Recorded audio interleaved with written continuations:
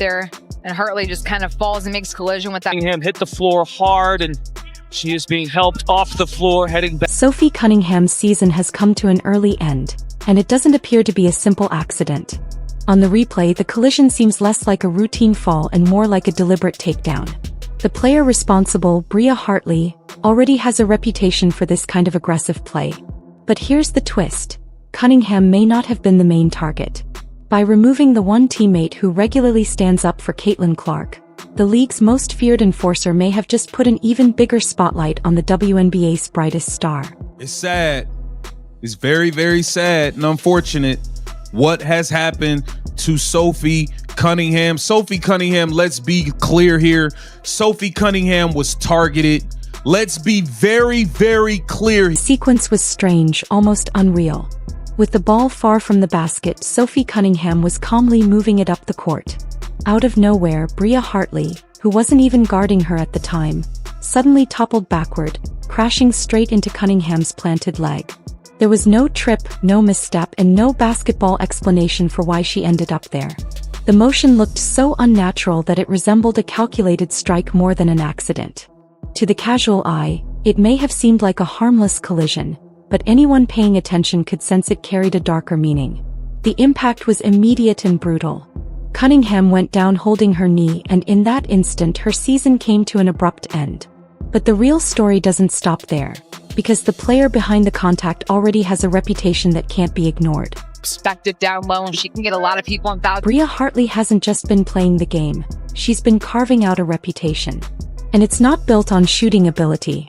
Around the league, she's earned a name as one of basketball's most feared enforcers, with a string of controversial moments that rival even the roughest eras of the sport. Not long before the Cunningham incident, cameras caught Hartley pulling Angel Ree out of the air by her hair, a move with no connection to basketball and every connection to inflicting harm. Earlier, another clip showed her slamming Becca Allen to the court as if she were nothing more than dead weight. These weren't examples of tough defense. They were reckless acts that went far beyond competitive play. On their own, each incident might be brushed off as a bad decision. But when stacked together, they paint a troubling pattern. A player whose style repeatedly puts others at risk.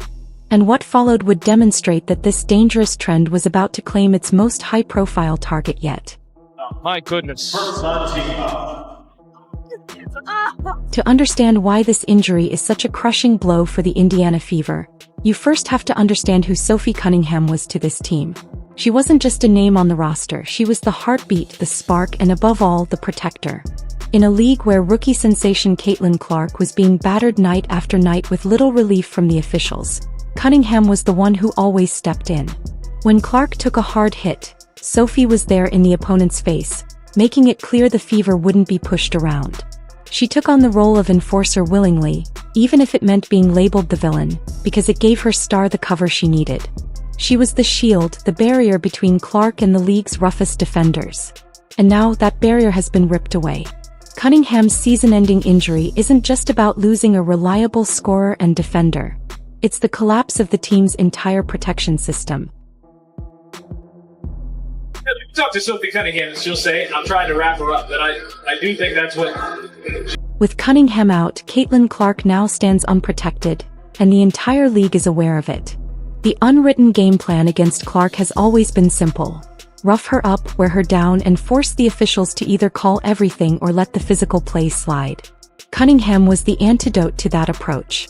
Just having her on the floor made opponents hesitate before delivering a cheap shot. But now that hesitation is gone. For players with reputations like Bria Hartley, this is the opening they've been waiting for. The target is clear and Clark is at the center of it. The Fever have lost their only shield, and what's left is a dangerous reality. Every trip to the rim, every hard drive, could be the moment their franchise star joins her protector on the injured list. Went to commercial. Sophie Cunningham hit the floor hard, and she is being helped off. So where are the referees in all of this? Where is the league office? The truth is, they're nowhere to be seen. Right now, the WNBA is facing an officiating crisis that makes the entire operation look like a circus. Clear fouls are being ignored, while players are slapped with technicals just for showing frustration. Even Sophie Cunningham was hit with a tech earlier in that same game, ironically for protesting a no call on an obvious foul. This is the climate the league has created. A stage where reckless players thrive because they know the whistles won't come. Meanwhile, Commissioner Kathy Engelbert continues to frame the league's increasing physicality as growth. But what it really looks like is a collapse of leadership. They're marketing toughness while serving chaos. And when officials refuse to take control, it opens the door to something far worse. Players taking matters into their own hands, a dangerous brand of justice that could change the sport in ways no one wants to see. Sophie Cunningham went down. It did not look good. I heard her saying no from the court. It was heartbreaking. I am hoping, this is the hope, that it is more of like a bruised knee type thing. There aren't many updates as of yet, but she will be getting an MRI. So hopefully we'll hear something tomorrow. But judging by the way that the WNBA, expands on injuries, it's probably not going to be a lot. But my guess is that There's one word that haunts every professional sports league: lawsuits. And while nothing official has been filed yet, the Bria Hartley incident has cracked open a legal door the WNBA may not be ready to walk through. For decades, what happens on the court has stayed on the court. But this play felt different. It wasn't just a foul. It bordered on workplace assault that if Sophie Cunningham chose to take legal action against Hartley, for damages, lost salary, medical expenses, even future earnings, it could set a precedent that changes the WNBA forever. Players would suddenly realize they don't have to depend on weak refereeing or a silent commissioner for protection. They could go straight to the courts of law. Imagine the ripple effect. A player like Hartley wouldn't just fear a suspension. She'd fear financial ruin and a permanent legal record. That threat would force everyone to reconsider the line between toughness and outright violence. But what's shocking is that the WNBA acts as if this scenario has never been seen before. But the NBA already lived through it in the late 80s and early 90s, when teams like the Detroit Bad Boys Pistons turned the league into a battlefield. Stars like Michael Jordan were being slammed out of midair, and the NBA eventually realized its most valuable assets were being destroyed. The league responded by creating the flagrant foul system, issuing strict suspensions, and making player safety the top priority. The result? The game flourished. Stars were protected, careers extended, and the league's popularity exploded. The WNBA now faces that same choice. But instead of learning from history, it's stumbling into the same mistakes. The league office remains quiet while the public grows louder.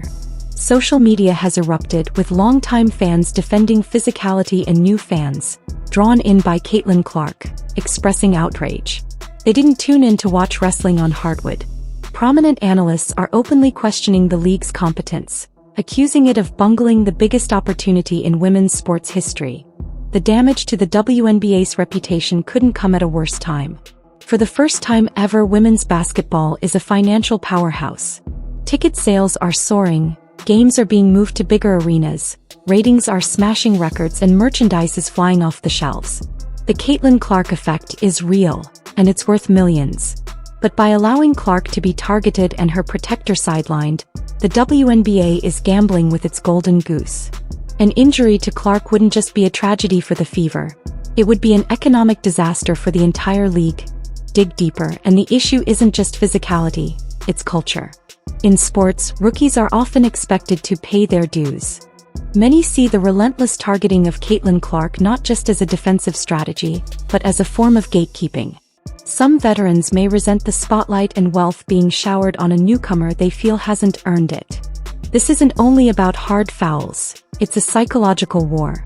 And it's playing out in dangerous, potentially career-ending ways. If the league refuses to step in, teams may take matters into their own hands. The logical response would be to sign enforcers, players whose job isn't to score but to retaliate.